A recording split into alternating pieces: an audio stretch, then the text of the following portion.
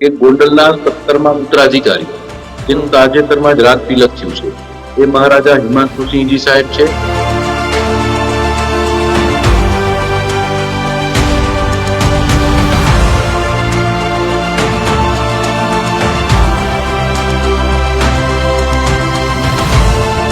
યદુવેન્દ્રસિંહ કોઈ ફરજી તરીકે પોતે બધી જગ્યાએ ઉપસ્થિત રહેતા હોય, ગોંડલ સ્ટેટ અથવા ગોંડલ યુવરાજ સાહેબ, તો આપના માધ્યમથી સ્પષ્ટતા કરું છું.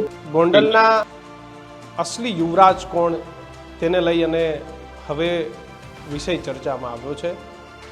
અમદાવાદ ખાતે જે કાર્યક્રમ યોજાયો હતો અને જે કાર્યક્રમમાં ગોંડલના યુવરાજ તરીકે જેમને હાજરી આપી હતી એ યજુવેન્દ્રસિંહજી એ ગોંડલના યુવરાજ નથી. ગોંડલના જે મહારાજ સાહેબ છે એ નેક નામદાર હિમાંશુસિંહજી એ ગોંડલના મહારાજ સાહેબ છે. અને આ જ મુદ્દે આપણી સાથે ગોંડલ સ્ટેટના પ્રતિનિધિ તરીકે આપણી સાથે વાત કરવા ખાસ રાજેન્દ્રસિંહજી જાડેજા આપણી સાથે જોડાયા છે. બાપુ, આ પ્રશ્ન એ હવે ઊભો થયો છે કે ગોંડલના યુવરાજ કોણ? અને તમે કીધું છે કે યજુવેન્દ્રસિંહજી એ ગોંડલના યુવરાજ નથી. આખી વાત મારે જાણવી છે. બિલકુલ ખુલાસો કરીએ. ગોંડલના યુવરાજની ગાદી ખાલી છે. પેલા યુવરાજ સાહેબ એટલે ત્યાંથી જ શરૂઆત કરી કે જે ગોંડલ મહારાજા હોય એમના જે પુત્ર હોય, એમના દીકરા હોય, એ ગોંડલ યુવરાજ સાહેબ છે. હકીકતમાં ગોંડલ યુવરાજ સાહેબ અને ગોંડલ મહારાણી સાહેબ બે જગ્યા છે એ ગોંડલ અત્યારે ખાલી છે. હવે વાત બીજી છે જયારે ફરજીની મહારાજાની એની, તો હું આપને સ્પષ્ટતા કરી દઉં કે ગોંડલના 17મા ઉત્તરાધિકારી જેનું તાજેતરમાં જ રાજ તિલક થયું છે એ મહારાજા હિમાંશુસિંહજી સાહેબ છે અને તાજેતરમાં એમનું રાજ તિલક થયું છે.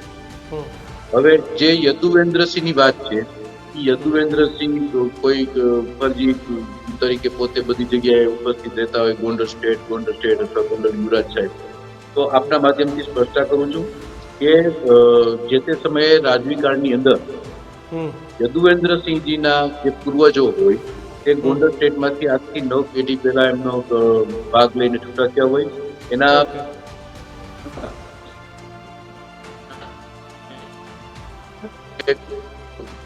ગામ એમને અમદાવાદ સ્થિત હોય એવા અમને સમાચાર મળ્યા છે. અમારો વાત ઈ છે કે હમણાં થોડા સમય પહેલા જયારે આપણે ઉમિયા ફાઉન્ડેશન સર્વ પાટીદાર સમાજનો સરસ મજાનો કાર્યક્રમ છે, એમાં પણ ગોંડલ સ્ટેટના નામનો ઉલ્લેખ હતો, ગોંડલ રાજવીના નામનો ઉલ્લેખ હતો, ગોંડલ યુવરાજ સાહેબ. તો હું આપને સ્પષ્ટતા કરું કે કોઈ જગ્યાએ ઉમિયા ફાઉન્ડેશન દ્વારા કોઈ ગોંડલ સ્ટેટ મહારાજા સાહેબને કોઈ વિધિવત રીતે આમંત્રણ મળ્યું નથી, ત્યારે કોઈ પ્રતિક્રિયા નથી, આવી કોઈ ઘટના બની નથી. બીજું, ધંધુકાની અંદર મારા ખ્યાલ પ્રમાણે મારા ધ્યાનમાં એક આવ્યું કે ખાસ કરીને કોઈ અગિયાર દીકરીના સમૂહ લગ્ન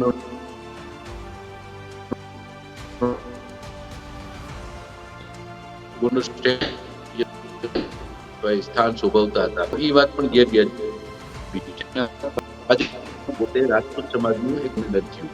સારું કાર્ય થતું હોય એમાં હંમેશા ગોંડલ સ્ટેટ અને સમાજ સાથે જ હોય છે. પરંતુ જે ગોંડલ રાજવી તરીકે યદુવેન્દ્રસિંહનો ઉલ્લેખ થાય અથવા એમને એ સ્થાન મળે, તો એનાથી ગોંડલ જૂના ધોરાજી ઉપલેટા ગોંડલ અમારા ભાયાતો હોય, અમારા નજીકના સ્ટેટને ચાહવાના લોકો હોય, સંપર્ક સાહિત્યો એમને બધા અમને વિડીયો, ફોટા વગેરે જે બી કઈ હતું એ સાહિત્ય મોકલું અને એના અનુસંધાન અમે ખ્યાલ આવ્યો કે આવી બધી ઘટનાઓ બને છે. તો આપણે આપના બધા વિનંતી સ્પષ્ટતા કરી છે એટલા માટે કે ગોંડલ છે મહારાજા સર ભગવતસિંહજી છે અને સમગ્ર વિશ્વની અંદર ગોંડલના મહારાજા સર ભગવતસિંહજી લોકો પરિચિત છે, ગોંડલ સ્ટેટથી પરિચિત છે અને ગોંડલ રાજવી પરિવારને હંમેશા સ્વાભાવિક છે કે લોકો આદરભાવથી જોતા હોય છે. પરંતુ જયારે આવું કોઈ વ્યક્તિ પોતે ગોંડલ સ્ટેટ ગણાવે તો વ્યાજબી નથી. અને આપણા માધ્યમથી લોકોને પણ હું કહું છું કે ભાઈ ગોંડલ સ્ટેટનો જયારે કોઈ આવો ઉલ્લેખ આવતો હોય તો આપ ગોંડલ પેલેસનો કોન્ટેક્ટ કરી શકો છો અને ત્યારબાદ જ આપણે આગળ વધી શકીએ. એટલે અમારી સ્પષ્ટતા ખૂબ, અમારે કોઈ વ્યક્તિગત કોઈની સાથે કોઈ પ્રોબ્લેમ કોઈ એવું નથી, પણ અમારે ગોંડલનું નામ જે ઉછળે છે વારંવાર એ અમારો વિરોધ છે અને એટલા માટે જે આ યજુવેન્દ્રસિંહજી છે એ કયા પહેલાંથી ગોંડલ સ્ટેટ લખાવે છે. તમે કીધું કે જે ભાગવતસિંહજી હતા આજથી 9મી પેઢી પહેલા એ ગોંડલથી ભાગવીને અલગ થઈ ગયા હતા. એટલું ખબર નથી કે ક્યારથી લખાવે છે, પણ એ ગોંડલ સ્ટેટ લખાવે ગોંડલ એને લોકો કદાચ મને આપણને કોઈ સંબોધન કરતું હોય કે ભાઈ તમે નરેન્દ્રભાઈ મોદી છો, તો આપણે એમ કહીએ કે ભાઈ ના, હું નરેન્દ્રભાઈ મોદી નથી, હું તો મારું નામ આ છે ને હું આ વ્યક્તિ છું. તો એવી રીતે ખોટી રીતે કદાચ કોઈ બી સંબોધન કરતું હોય તો આપણે યસ, આપણે સાચું કહીએ. ના પાડવી છે. એ કેટલી પેઢી પહેલા ત્યાંથી અલગ થયેલા છે?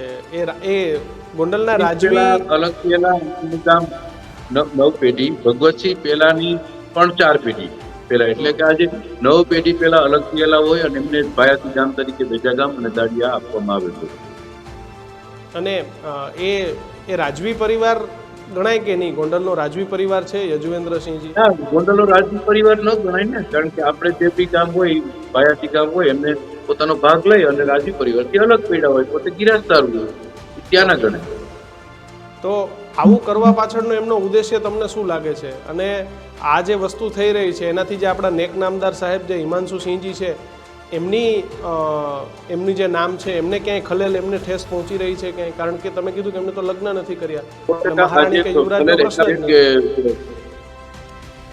હા, ગોંડલ નેક નામદાર મહારાજા સાહેબને લોકો એક રિસ્પેક્ટ જોતા, ભાવ જોતા હોય, આવા કોઈ વ્યક્તિ ખોટા જસ કાઢતા હોય એટલે અમારે આ સ્પષ્ટતા કરવી જોઈએ છે.